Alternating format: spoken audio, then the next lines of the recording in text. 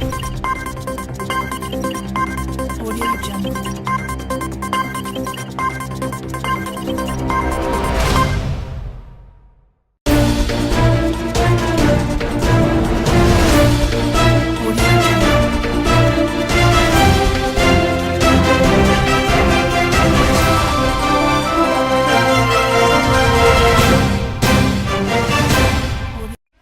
abandoning the Trans-Pacific Partnership, the Paris Agreement, questioning Americans' sacred commitment to NATO, repeatedly threatening to pull out of the Iran deal.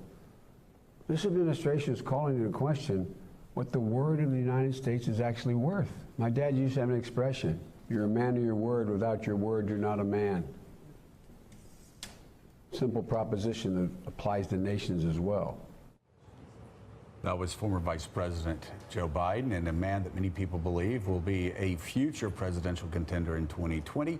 At CSIS last night in Washington, D.C., receiving the second annual Brzezinski Award, named in honor of your father. The first, of course, being the great Bob Gates last year getting it. And somebody who was there last night, former Secretary of Defense William Cohen. Mr. Secretary, thank you so much for being with us. Good to be with you, Joe. Thank you for coming last night. And Mika, Joe Biden paid a great tribute to your dad. Thank you. He did. Thank you. So let's begin. We have a lot of different directions we could go. Let's start with the decertification of the Iran deal. President Trump is going against. It seems the Washington Post is reporting he's going to go against the recommendations of his Secretary of Defense, General Mattis, and decertify the Iran deal. What is your take on that? What are the consequences of that? Well, Joe, I share the same sentiments that you expressed earlier in the program, namely that it was not a good deal to have given the Iranians the money up front and then hope that they were going to comply. Having said that, they have been complying according to all reports. And so this strikes me as another example of the president passing the buck.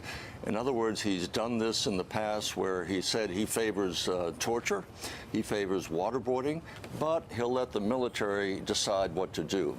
In this particular case, he's saying, I don't like this deal, I never have, but let Congress decide whether they want to go forward with more or less sanctions. So he's able to put the responsibility or shift the responsibility for major decisions to someone else. And so I think it's a pattern that I've seen him exercise before, and I think we have to come to expect he'll do it again in other particular situations. Heidi, he did it with the Dreamers. Mr. Secretary, on North Korea, there are some news reports suggesting that the North Koreans are so perplexed by Donald Trump's statements and his intentions that they've actually taken to contacting former U.S. officials. I'm wondering if you know anything about that, and if true, how unusual or concerning that would be, given where we are right now. Well, you can look at that both ways, that the president has so shaken Kim Jong-un and his military establishment that they're looking for people who might try to divine what the president really has in mind. So I'm not sure that's an altogether bad thing, as long as they're reaching out to touch base with people that they feel might have some insight. I suspect they're also talking to the Chinese, which brings us to the Rex Tillerson case. I don't understand how a Secretary of State can go to another country preparing for the presidential visit, which is upcoming this month or next month, and not have a sheet of talking points to saying these are the issues we need to discuss with the Chinese leaders. I want you to explain to them very clearly we want more sanctions, we want to toughen it, we want to squeeze them in order to bring about a diplomatic or peaceful solution. So I would assume that those were the talking points that Rex Tillerson, Secretary Tillerson, had. And then the president undercutting him in the process, you're wasting your time. Well, I don't think we're wasting our time talking to the Chinese, because the only other alternative is to try to either provoke the North Koreans into taking some kind of action to which we can respond, or take action ourselves. And that would lead to tens, if not hundreds of thousands of deaths. So I don't understand what is taking place inside the administration. I can only observe from the outside, and it's confusing to me, certainly. I'm sure it's confusing to the Chinese and to the North Koreans.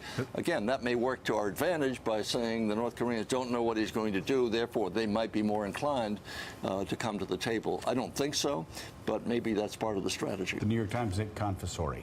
Secretary, I'm curious about a theory that's going around in Washington that the president is deliberately embracing a madman theory of foreign policy, that if he keeps foreign opponents and even allies off balance, if he makes blunt statements and kind of uses brusque language, that it will somehow aid his foreign policy by keeping opponents off balance. Have you ever seen this stratagem work well in your time in foreign service and in American service?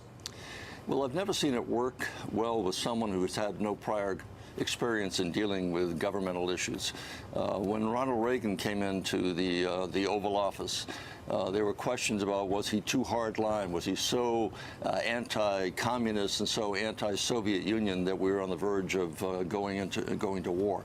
I remember Bob Dole once said, having Ronald Reagan in the Oval Office is like having an MX missile, extra MX missile in the office.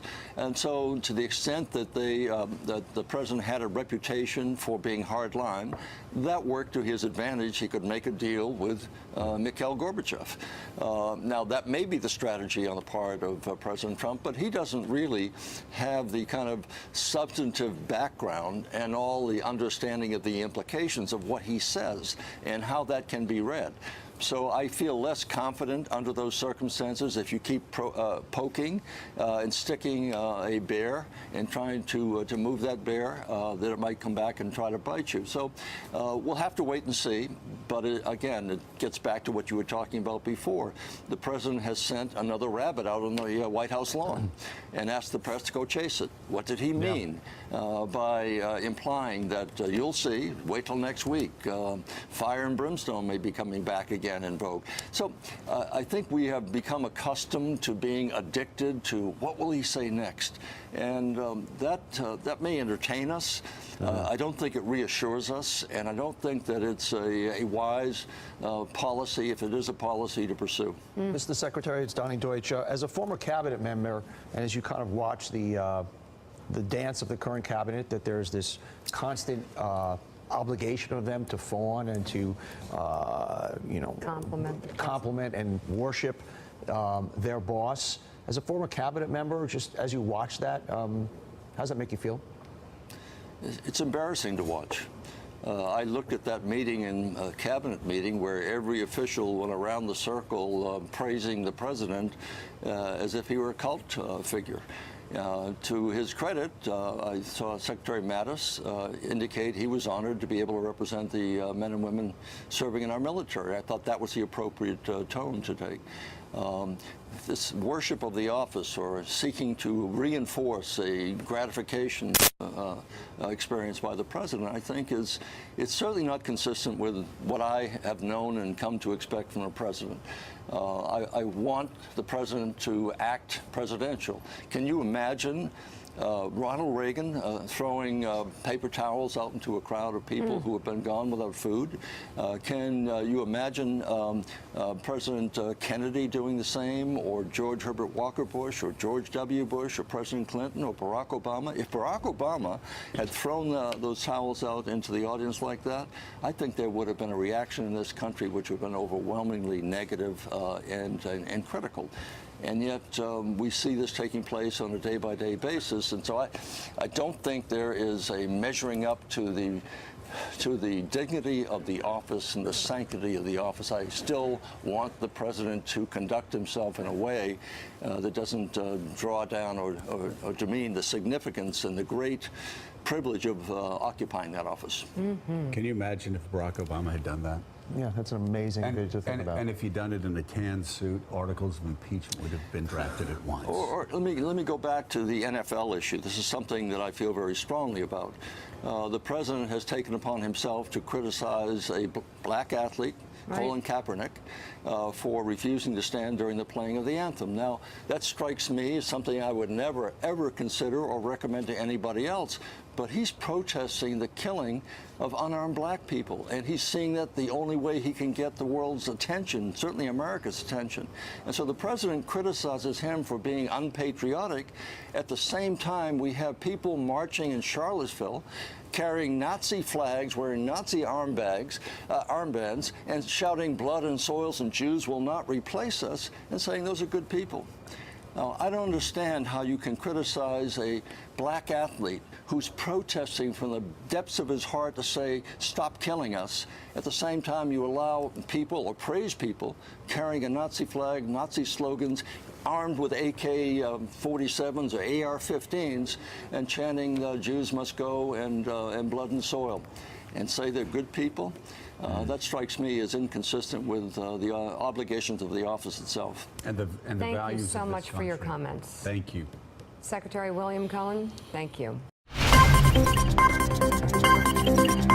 Audio Jungle.